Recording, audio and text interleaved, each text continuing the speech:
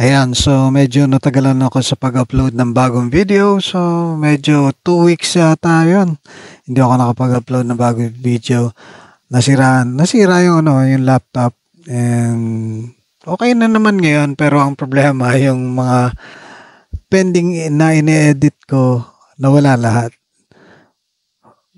Luckily, na-save ko yung mga yung mga video files.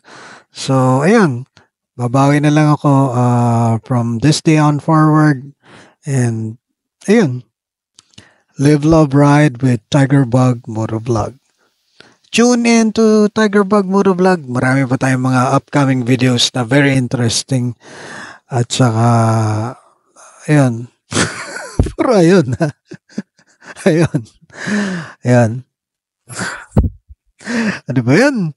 So, ayun. Ano ba yan? Guys, do what you love and love what you do. May mighty band pa.